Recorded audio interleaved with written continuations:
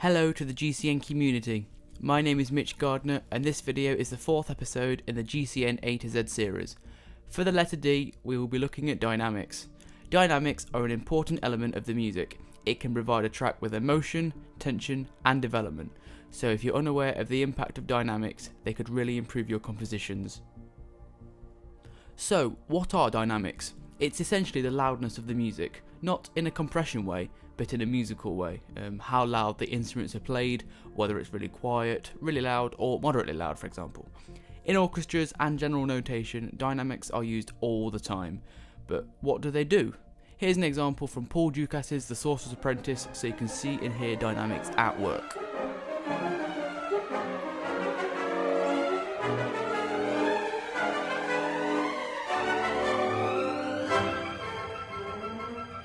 In this section, the main dynamic markings here are the greater than and less than signs under the staves, which are crescendos. The F in the brass section, which is forte, which is Italian for loud, and sforzando, which is loud then immediately soft. The crescendos that open up to the right are a build up to a dynamic level, which in this case is a sforzando. The opposite is a decrease in dynamic volume to a quieter dynamic level. This can vary on the piece, but because of the chromatic flair in this piece, you get the feeling of a gust of wind. So between mezzo and piano and mezzo forte would be ideal here personally. If you're not sure what that means, that's okay, the next section breaks this down. Here are the main dynamic markings you see in notated music, which is taught as standard if you learn an instrument. The P stands for piano, not quite the piano you play, but the Italian term for quiet or soft. MP is mezzo piano, so half quiet, a little louder than piano. Then we have MF, or mezzo forte. Forte means loud in Italian, so it's half loud, and then forte on its own will be louder than mezzo forte. You don't have to use just one F or P for dynamics to get the right range. You can have as many as you want, but you just might get judged. Here's one from Ligeti's Piano Etude number 14. The whole thing literally just crescendos to 8 Fs, which would be something crazy like fortissimo, which is pretty extreme if you ask me. Okay, so now we know the basics of dynamics in notation music, let's have a look at dynamics in logic.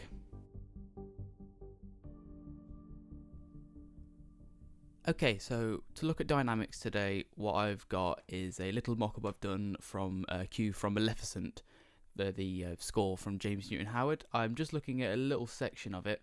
So this must be not even 30 seconds, yeah, 30 or so seconds of it.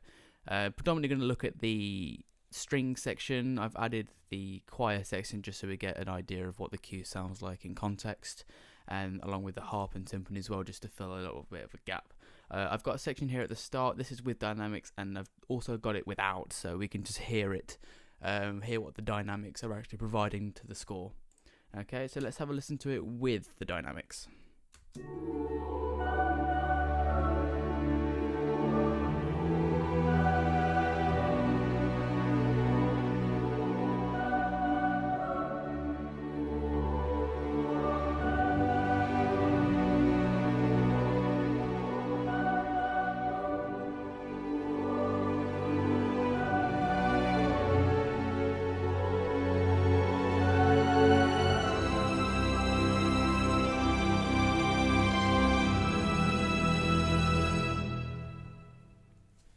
There we are, beautiful writing from Newton Howard there. So that's that. I'm just going to show you without now, just so you get an idea, and then we'll look into why it's so it flows so well. So let's do it without.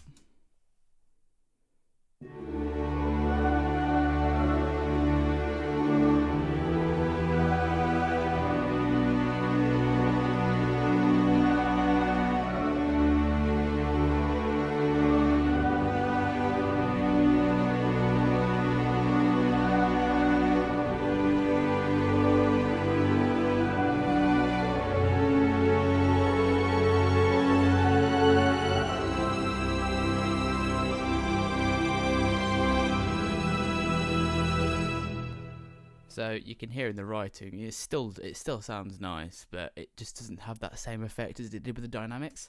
So we'll go bit by bit. So we've got high section, mid section, and low section. High section is just violins, mid section being violas, and low legato is just a patch for cello and bass octave apart. Then I've got a cello section as well. So let's have a look at, let's do the high section first. So if we look at these three, so I'll just get a full patch for these. We'll see what the modulation and everything is doing here. So we've got the region-based automation down here. So I've got some, yeah, so you can see the similarity in modulation throughout as it just flows. So let's just listen to it.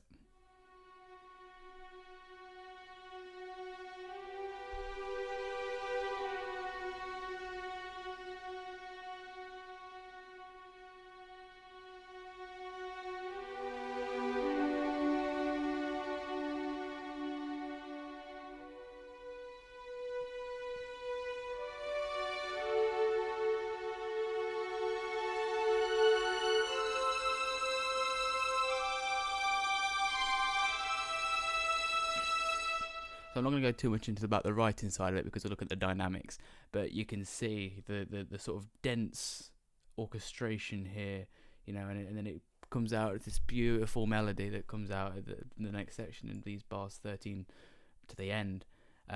So we've got, you know, a lot of it's just sort of in unison on this F sharp, then just messing around with that. But as we've got it, it's going around, and then each section it's just hitting a new section to breathe. It's like it's breathing, you know. That's where the life comes from in this cue. So, you know, bringing in the cellos now, you can just hear what it's going to do.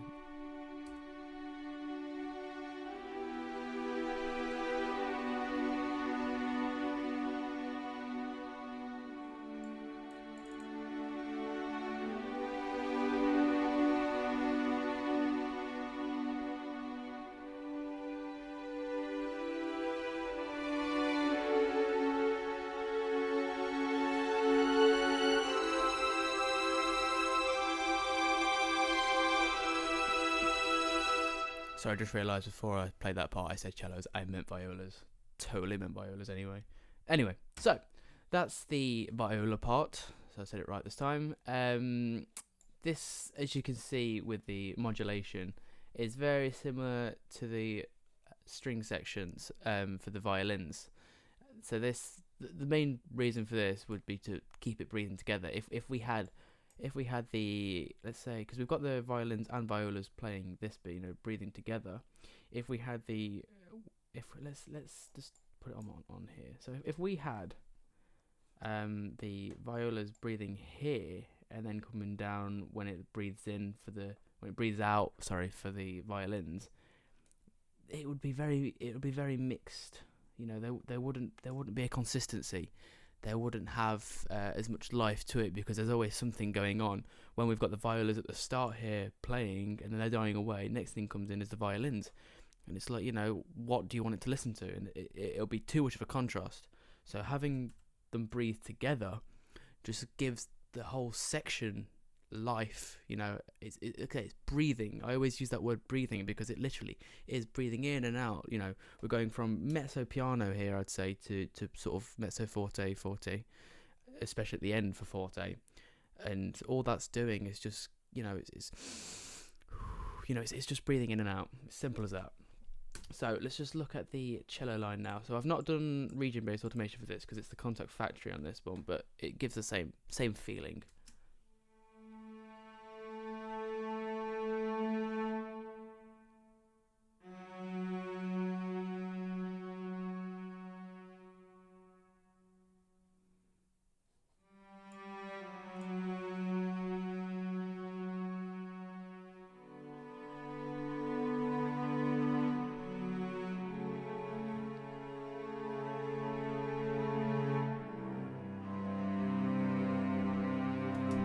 So here showing the power of the divisi, especially at the end, but exposing the third as well, the third interval in the chord.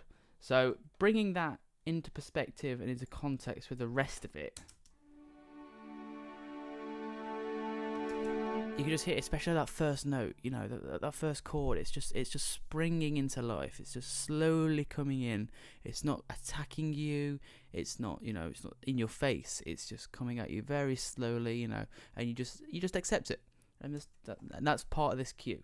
That's the beauty of the dynamics. If it's just said fortissimo right at the start, then it'd be a whole different ball game. We'd be looking at something from How to Train Your Dragon or Star Wars.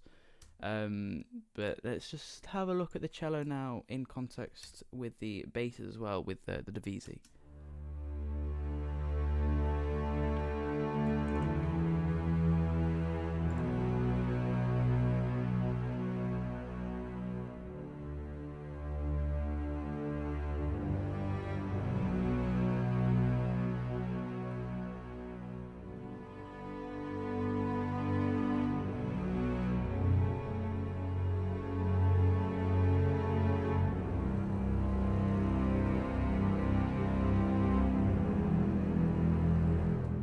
Perfect part there. We've got the low C there on the double basses, just to extend that extra bit of low, the bass, to change for that modulation, to feel it more, and to build up to that is to use the dynamics, because if we've got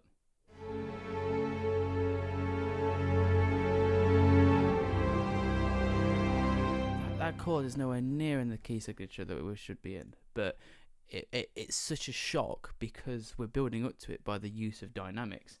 Because that's just without the melody line there. So let's just listen to it in the section here when it builds up to it again. Just bear me a second. So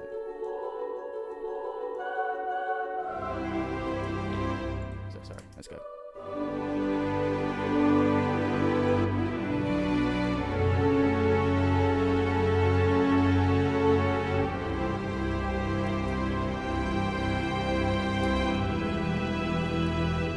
There, it doesn't have as much of an impact. It doesn't have the effect of wow, that's really out of the key center, because this will affect audiences of more than just us as composers. This will affect an audience, a general audience that do anything, they have no idea about music, but it will affect them because it's like, oh, they didn't expect it. So the use of the crescendo just really brings out that chord.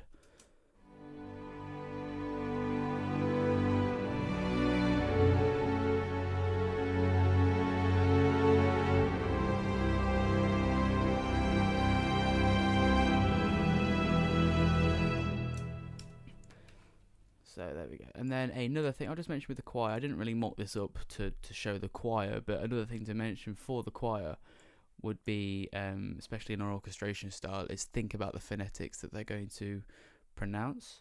So this one is very ooh, so it's got the, obviously got the vowels there, but the ooh, you can say ooh very easily, or you've got that availability to say it very smoothly. So for them to say that really brings out the life in the orchestra as well, because the audience are focusing on that, and then they're focused on the dynamic change and the crescendo for the strings. So to put them together, there's always something for the audience to listen to versus something that's already changing, such as the chord sequence, especially that modulation at the end. So if we just, I don't want the score, let's just have a look at it.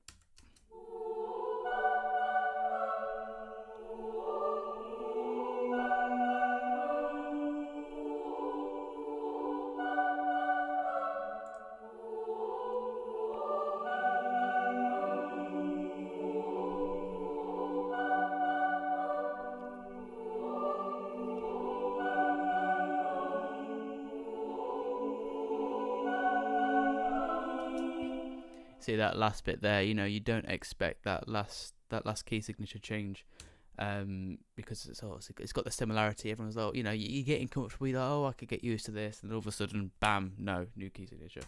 So yeah, so that's the a quick one on dynamics. You can really get an idea of where you can go with this, though. Crescendos are used as well to build up to a dynamic passage, so you could use it. Let's say, the first section of How to Train Your Dragon 2, the dragon racing cue from right at the start, it literally just builds up and builds up and builds up, and then especially there's a 2/4 bar right before the Burke theme comes in, and it just builds and builds, and the tension is built within the crescendo. You couldn't have it building up as much without the crescendo and diminuendos. Otherwise, it just wouldn't have that same life. It would be orchestrated well. Of course, it would. It would sound great still, but it will always lack that one thing, and it would be dynamics. So I hope you found this quick lesson useful in dynamics and incorporating it into a film score. I hope you've enjoyed it once again, and I will see you in the next video.